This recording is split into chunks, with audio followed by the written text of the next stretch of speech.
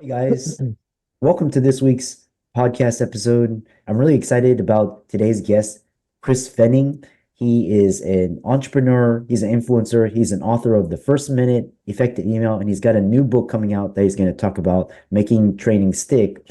And today's conversation is all about business marketing, and I love having entrepreneurs such as Chris on the show. So welcome, Chris. Thank you, Dr. Lou. It's a real pleasure to be here. Yeah.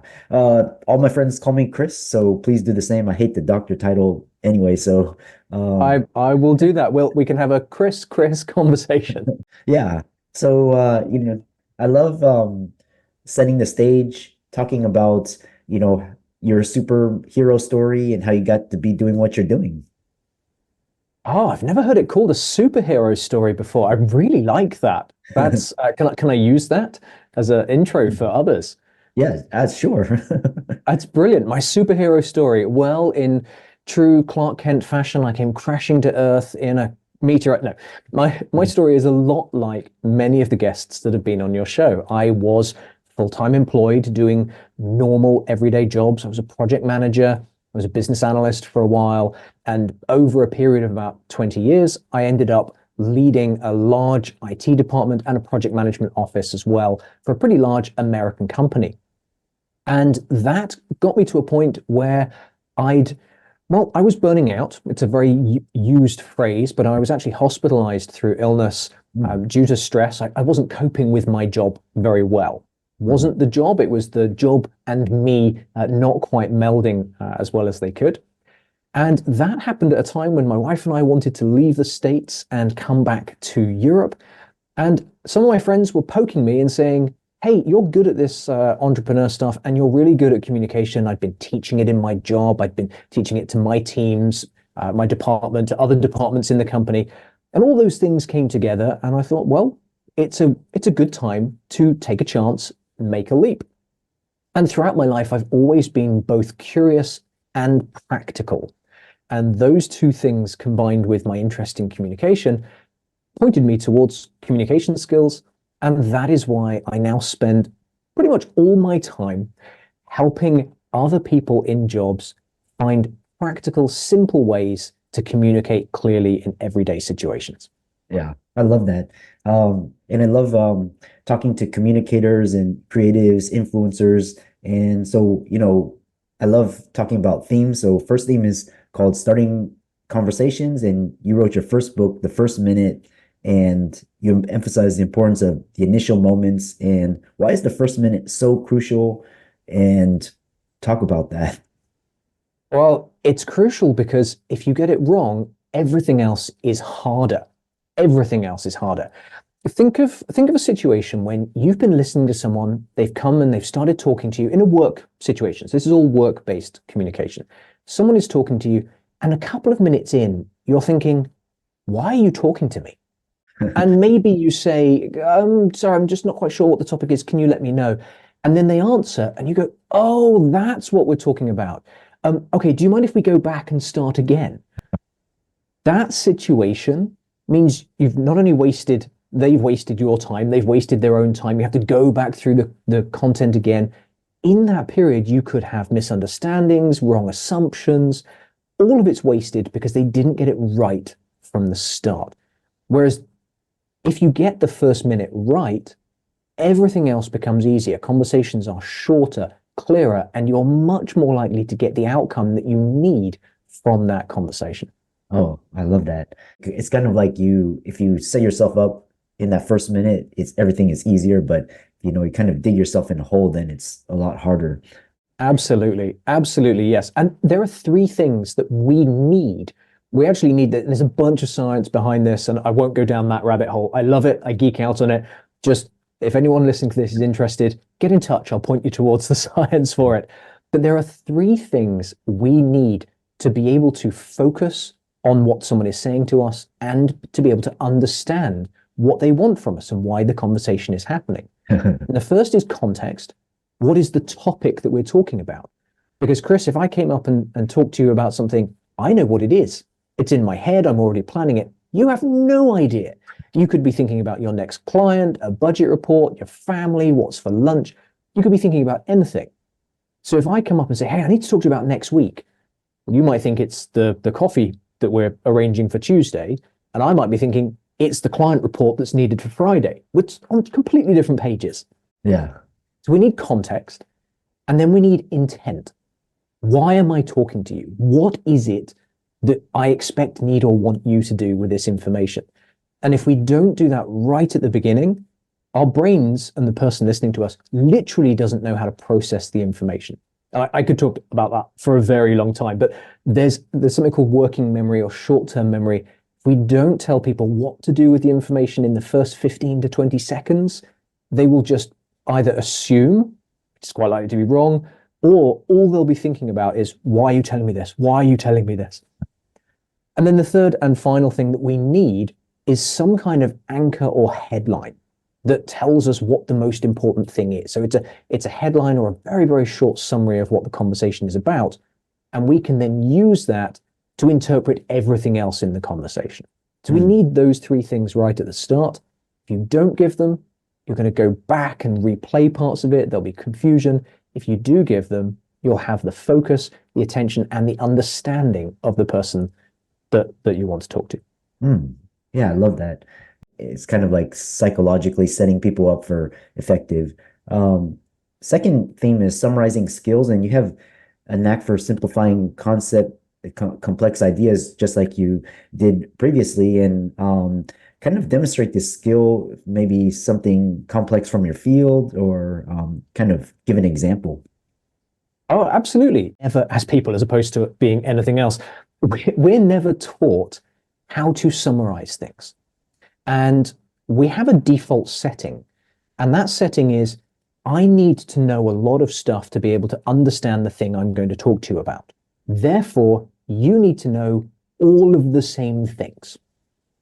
And it's wrong. It's completely wrong.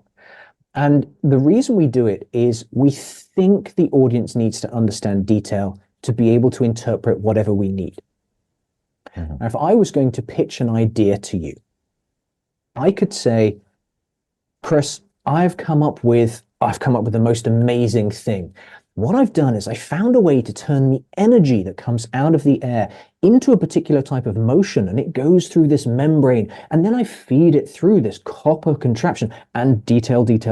Or I can say, hey, I've got a magic box that enables you to talk to somebody 100 miles away. One of those is very simple. The other one is a close to literal description of an old school telephone with a cable that goes through the ground, or even a new telephone. Yeah. So simplifying the complex, one of the easiest ways to do it is strip out the detail and strip out how something works and talk about what it does for the person you're talking to.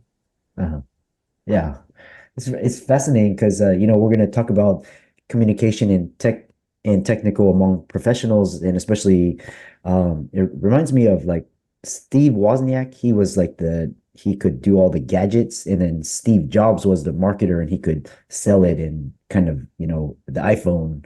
Oh yes, yeah. Apple is. I cringe a little bit as I use Apple as an example because it's so overused. But going back, God, I guess it like 20 plus years now to when the iPod came out. So the Apple iPod was one of the last MP3 players, one of the last music players to be developed. They weren't the first. Now, most people think, oh, they were the first, they were the best, they were revolutionary. They weren't. They were something like fifth. Microsoft had something, I think it was Hewlett Packard or Dell had something. What was different about the iPod was two things. One, it was beautifully designed and it was about aesthetics and usability. But the second thing was, as you mentioned, it was how Steve Jobs pitched it. All previous MP3 players were pitched like this.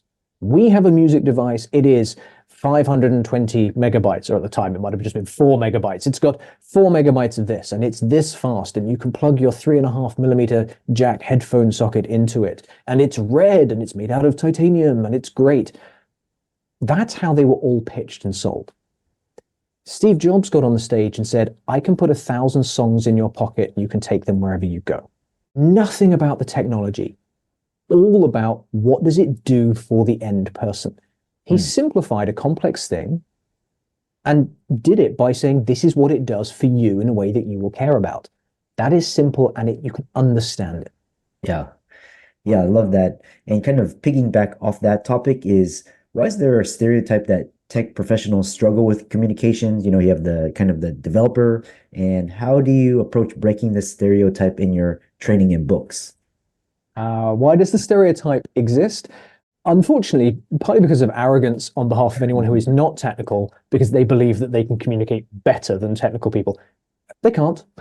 I'm both. I have an engineering background and a lot of business experience in employed life. And there's no difference in either side's ability to communicate. Technical people aren't worse. They happen to have a lot more of the how and the detail, and they need specifics. A lot of jobs, software development, needs specifics to be able to produce the right thing. Whereas business teams have a lot more flexibility in the way they can communicate. There's sort of more flexibility in their areas of expertise. Still just experts in their roles, still just as qualified, but there's less specificity in what's needed. So there's an arrogance that people who aren't technical say, oh, well, we're just better and they're bad.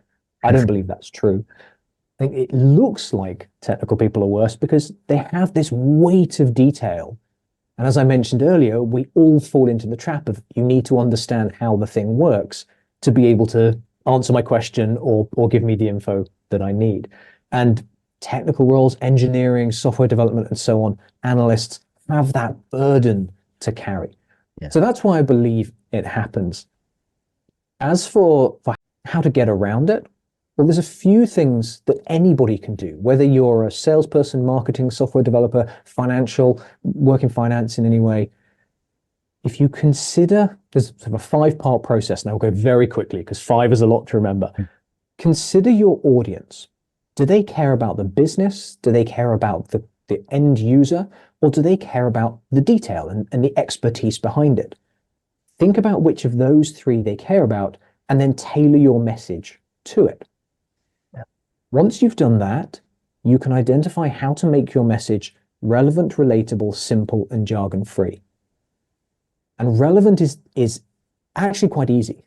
The way I make any of my messages relevant to you, Chris, is I tell you how they impact you, or they impact something you care about. Not how it works, not what it's doing in the background, not why I need it. How does it impact you? Yeah. To make it relatable, I have to connect it to something you know. In the classic technical to business side, technical teams might say, well, we're working on the DX35M database over here, which means nothing to the business. If the business calls it the sales system, then that's what the tech team should say. Hey, I'm working on the sales system. Suddenly it makes sense. It's relatable because it's connected to something the business knows. Simple, we've already talked about. I mentioned magic box, talking about what rather than how. And then the last one, jargon-free, which is what most people want. That's the holy grail of communication, right?